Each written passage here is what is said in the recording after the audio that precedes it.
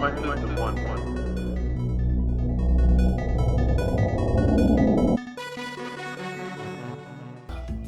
Snake Pass is a 3D platformer where you play as a snake.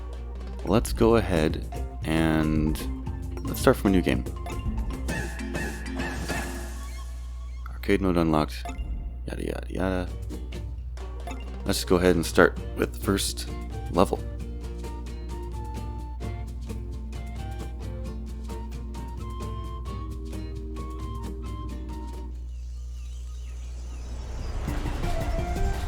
The story is kind of basic but also weird.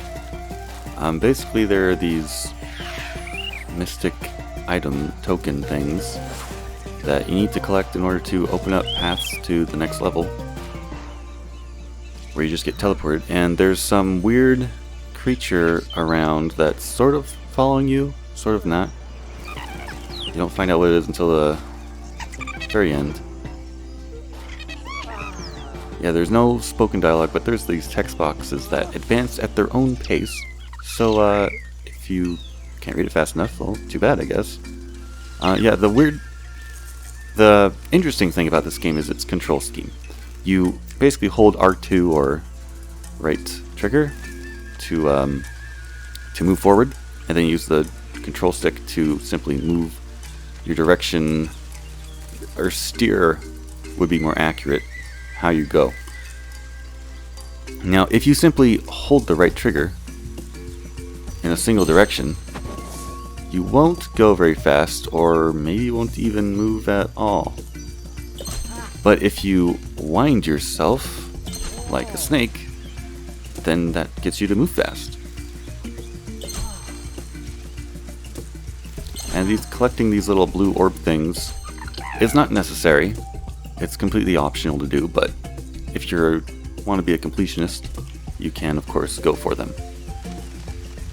And these poles here kind of like help you illustrate how to move. Now you can of course control the camera with the right stick, and you can move around completely in just about every direction. When I play, I tend to move it around a lot just because I'm trying to see where things are going, but you know, if you get motion sick or anything like that, you probably wouldn't want to mess with it too much. The camera does move around a bit for you while you're playing, but you will need to sort of move it every once in a while. Or you can simply press the L1 or left bumper to reposition the camera behind you. Another optional collectible are these coins.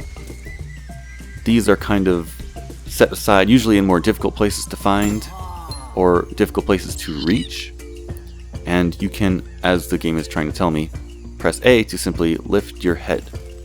Now this is a technique that's needed for a lot of difficult platforming, because you're going to need to lift your head in order to climb up different spots. And you can kind of drag yourself up to higher platforms.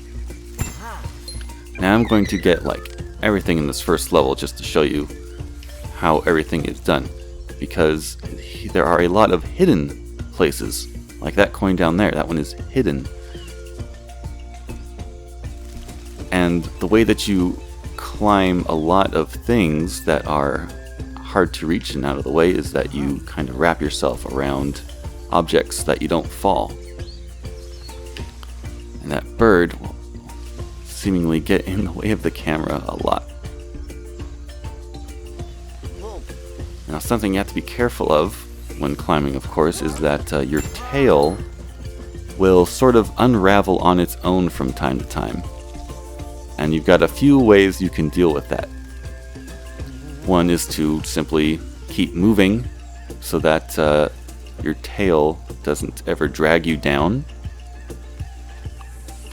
Or you can call the bird with Y on an Xbox controller to simply lift your tail up, which can also harm you. As you just saw, I don't want my tail to be lifted. The way he just raised my tail just now kind of brought the rest of my body to move as well. So there is a lot of physics with your snake body that you have to pay attention to. And as you saw on my snake's face a moment ago, he will show panic when he is slipping or falling, and you need to act fast in order to not fall.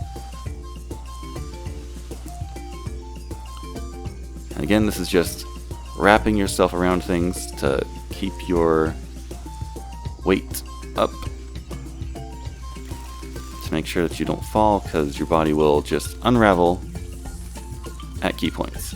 Now there is a left trigger you can press to, it's called like tighten your grip, which makes you move a lot slower on things, but I find it doesn't really keep you from falling from anything. Like, your tail is still gonna unravel, as you saw just now. I was holding onto the tight grip, but my tail came off anyway.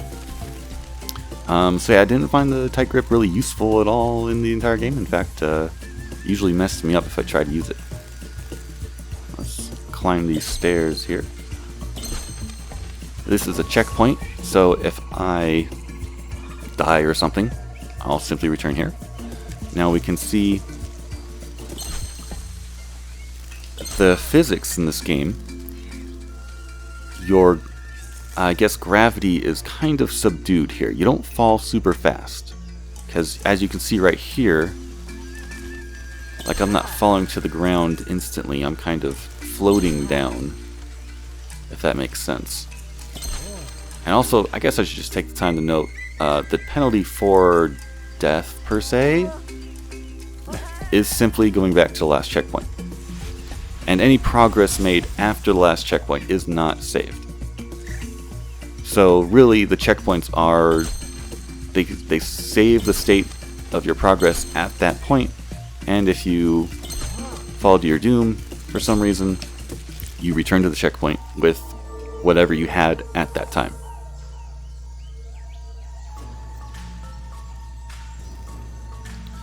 And these cutscenes that are in the game, they are unskippable, but there is arcade mode, which is unlocked from the beginning of the game, which I presume would not have any cutscenes. It's just playing the game straight through.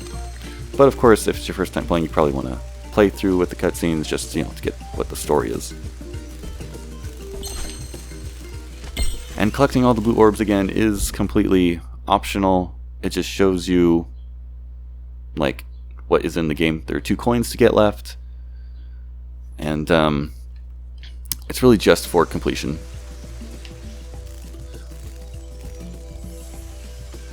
And as we go over here, we can go for another coin.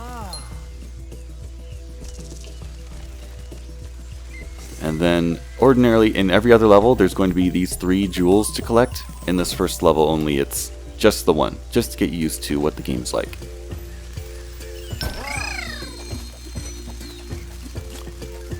Now, if we look around, I don't recall where the last coin is.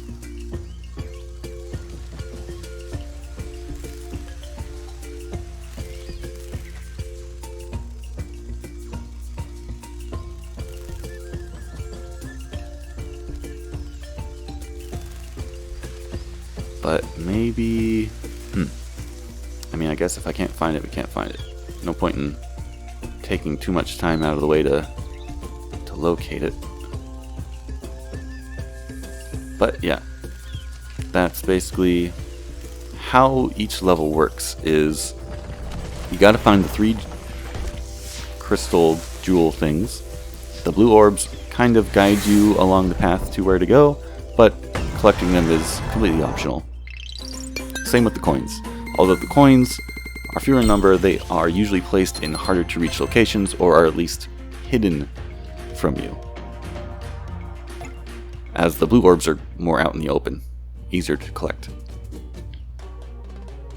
Let's go ahead and, I guess, play through one more level.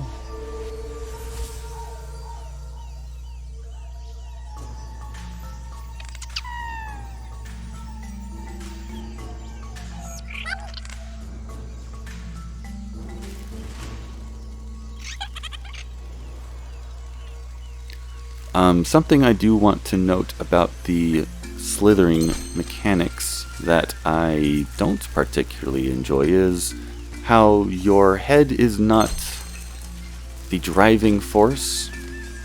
While it is how you steer, it is not what gets you to move. Somewhere along your body is the center or the driving part of you, because if you were to, say, run into a wall, the rest of your body will slither up behind you. Like, if I'm trying to go up this wall, and it's more noticeable in places where you are wrapped around something. If I'm trying to climb up something,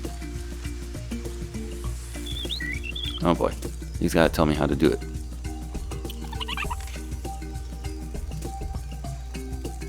If I'm trying to climb up something,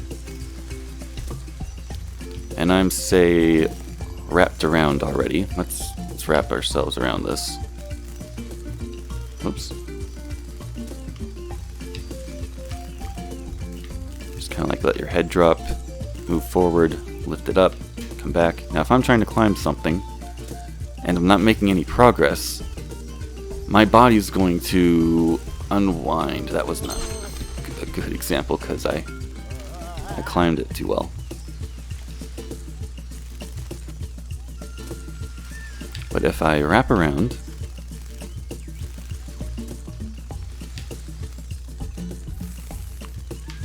and I'm not making any progress climbing, basically my body will unravel completely. And if I'm hanging over, you know, not ground, then I'm going to fall to my death. So that can be frustrating if you're trying to make a difficult jump. You don't have a whole lot of room to just do whatever you want. But as you can see also, because you don't fall super fast, you can kind of just float yourself across certain areas. You can even just spiral your way up to get some height on trying to reach up to a certain spot. That helps. Here's a checkpoint. This looks like a secret path. Ooh. Orb. Oh. Not so secret.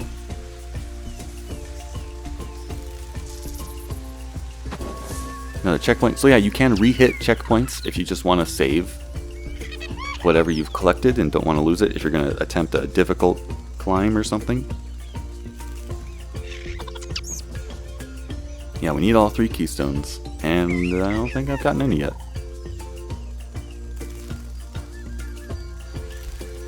Oops, I just flubbed that up.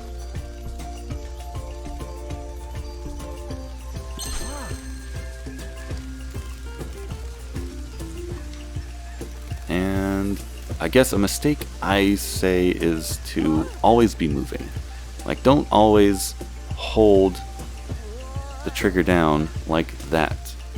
Instead, if you're trying to make something difficult, you kind of want to wrap yourself around and just kind of inch your way up. That's probably the best way to approach difficult climbs. If the climb isn't, you know, threatening or anything, you can just go ahead and hold the trigger button down to keep moving. But if you're making a difficult climb, you kind of want to take your time, make sure you're wrapped around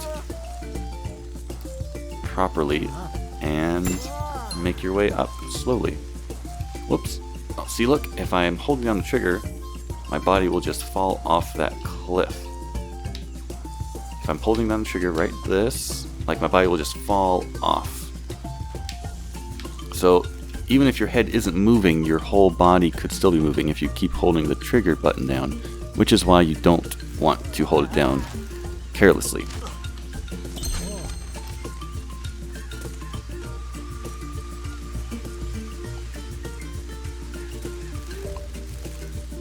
Now if we focus on getting those keystones, we can finish the level first. Where are those keystones? Oh, all over there. Let's go ahead and attempt this difficult climb here. If I can just plop myself down onto this pole, begin wrapping myself around, and there we go.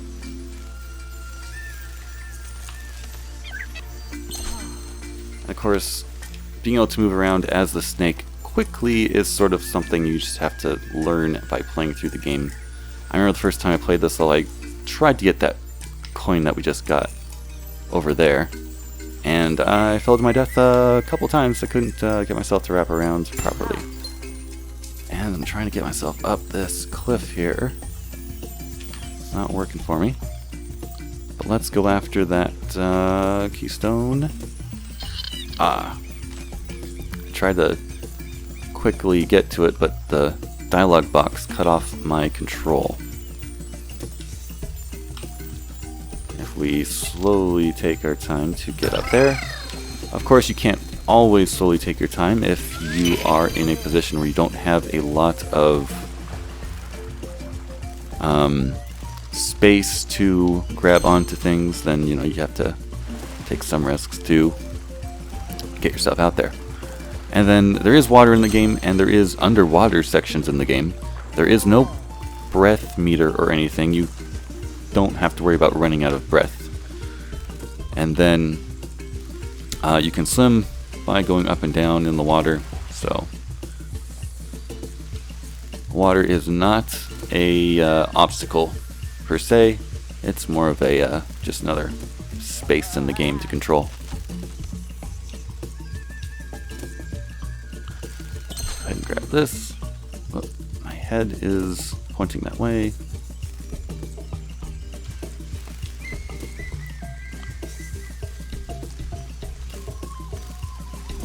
Go ahead and wrap ourselves around here. And got that. Oh. So yeah, after we finish this level here, I'll go to my completed file just to show off some of the other environments and abilities. But let's quickly grab these keystones. Of course, a couple first levels, they gotta tell me what I already know, because I've played the game, but if you haven't played the game before, of course, they gotta tell you. Only one more keystone to get.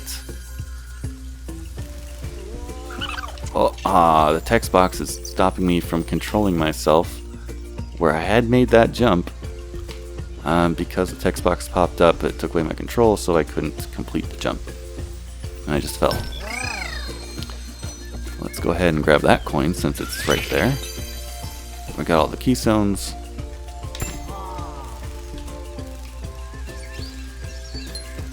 Only missing one coin. And I believe one of these blue things. Anybody? Oh, I see the last one right there. Might as well grab it. So yeah, the game is plenty fun. There is, of course, frustration in the later levels from just the difficulty of jumps, but I don't necessarily say that's a bad thing. The only difficult part that I don't like is when you're sometimes just fighting with the controls and the camera. Like, the camera will pan around automatically to try to show you a better angle, but it's not helping, and then you're trying to move at the same time over a bottomless pit, and you end up dying for it. But those are only a few instances in kind of the last area. Let's go ahead and quit out of here. Back up to... So that's the file we're just on. Let's go to my completed file. Just to show there are different areas. So the first area really is kind of green. The second area is also very green, but with more emphasis on water. The second world kind of has a water emphasis. And then they kind of teach you, you can dive with just pressing X on Xbox controller, and you can of course press A to raise your head and go back up. So there are some sections of the level where you do just kind of go underwater, and this is kind of neat. You do a lot more climbing. Let's go ahead, back out, go another level.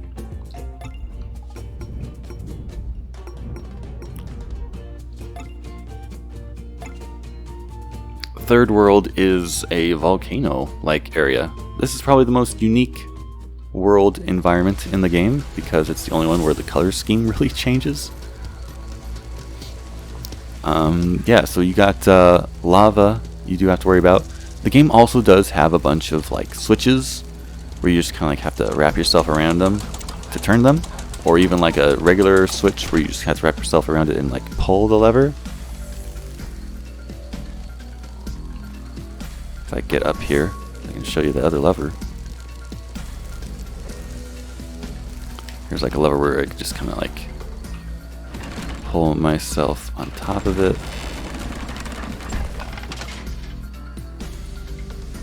So there's fire. There are like actual like lava pits in later parts of this world.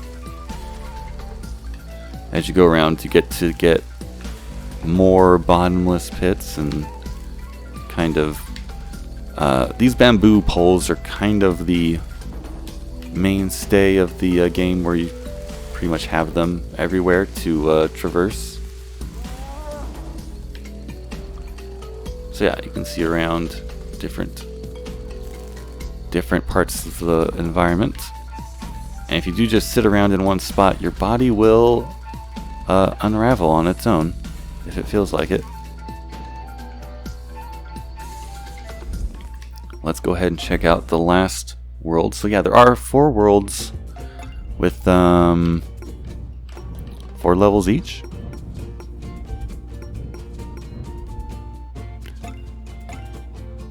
The last world is again green, but it's focused on wind. So this is the most difficult world, of course, because it has a focus on wind, and wind is going to blow you away. This is the one part where the bird can actually pick you up over wind. And of course the wind is thrown at you when you're trying to climb across these pits, and if you don't wrap yourself around carefully, then the wind will blow you off. So yeah, this is definitely the most difficult, and wind is probably one of the most I don't know, it's a platforming obstacle that is definitely used in some of the most difficult platforming challenges. But yeah, that is pretty much the game. Also, about those collectibles, they do not return if you've already collected them. If you've noticed, in these levels, they don't exist. Those blue orbs aren't there because I've already collected them. It saves your progress from each level. If you collect something and you just want to quit out of the level right away, you don't have to beat a level to save your collectibles if you are just trying to collect things that you missed by replaying a level.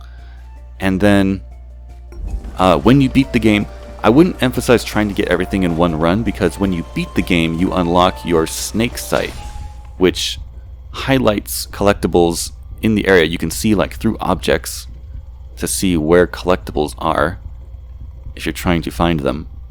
So the snake sight really helps, but you don't get it until after you beat the game, so I wouldn't worry about trying to find all the collectibles first time through, because the snake sight will really help you just to pick up the last ones.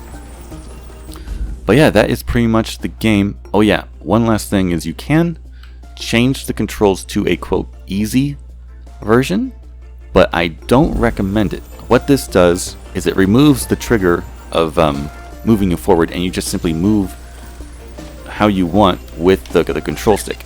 However, I don't recommend this because for difficult platforming sections where you kind of raise your head and move yourself that way, you cannot take the time to carefully aim where your head's going to go. You can only press up, and then you kind of choose your direction. So it kind of removes the patient. Like, I can't move my head down. I have to wait for it to slide down. If I want to move at all, it's going to move me. Like, I can't move my head independently of my body anymore if the control is set to the easy type, where you don't have to hold the trigger down to move. So the lack of being able to move my head independently of the rest of my body kind of makes the easy controls, it makes the game harder, I think. And of course you got your regular audio controls for music, sound effects. And then there are some, if you notice, there is like time trial mode, which shows you like your best time. Arcade mode, which I imagine is just you play through the game without any cutscenes or anything. Maybe get a score based on your time. I don't know, I haven't actually tried it. And there are leaderboards if you really want to look at that. And then, I guess last of all is unlocks. You can unlock skins for your snake. I've unlocked a skin for my snake, which was for getting everything. 100% of the game you get these 8-bit unlocks. I don't know if there's anything else, maybe from the time trials. I didn't really check. But that is pretty much it. If you have any other questions, you can ask, of course, in the comments below. Other than that, thanks for watching, and I'll see you in the next video.